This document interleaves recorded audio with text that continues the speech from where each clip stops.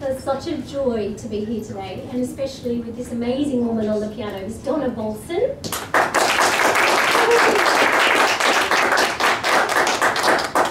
I personally feel deeply indebted to the let me get this right, the Seaborn, Broughton and Walford Foundation, which I often call SBW. It's wonderful to be here, and what a blessing too. These incredible past 2 years have been so difficult. And I have to thank personally Carolyn and Peter Lowry for being so extremely generous, and the board, for enabling me to stay in here and teach at this extraordinarily difficult time. I think I'm echoing the words that Donna may speak later, but it has been wonderful to continue teaching in here via Zoom. So using this amazing grand piano and being online with all of the students, both those at the Sydney Conservatorium of Music and also my business Sydney Sings. So I owe the Seaborn, Broughton, Walford Foundation so much because it's kept my business alive, and I wouldn't be here without that.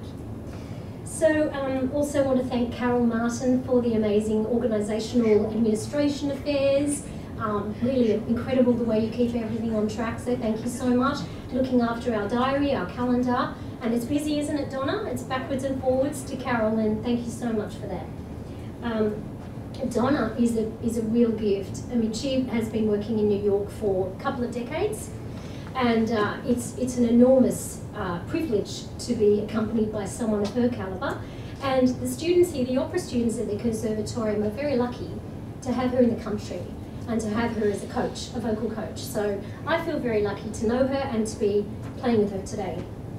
I have to thank, on behalf of everyone, the volunteers, of course, of this amazing foundation. And I love what you said before, Peter, that the foundation is preserving the stories of the theatre. I haven't looked at it that way, but it's fantastic because, you know, you look around and you see all those programs there and the puppets back there and the Australian opera sets back there, and you just think, oh my goodness, all of this heritage and history that would be lost. So it really is a special place.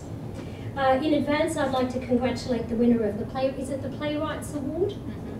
Yep, so whoever that is, congratulations. That'll be coming soon.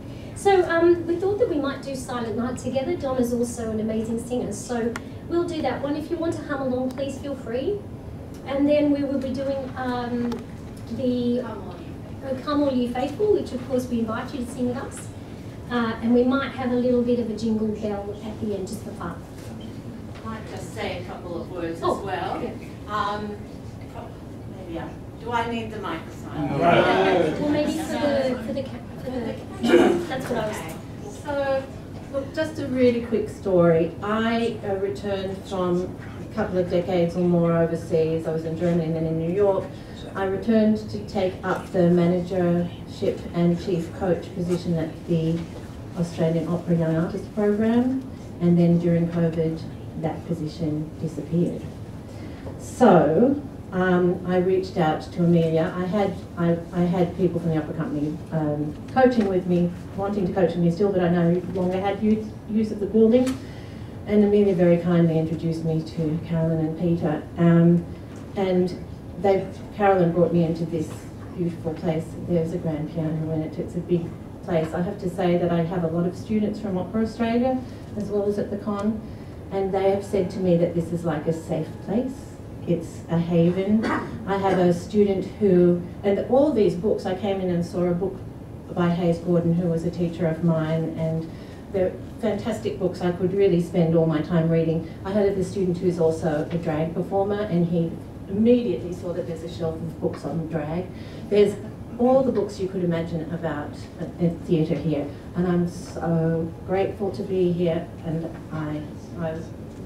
they've opened their hearts and their doors to us, even though we're not in the theatre but in music, and the Seaborn reach just gets wider. So thanks so much.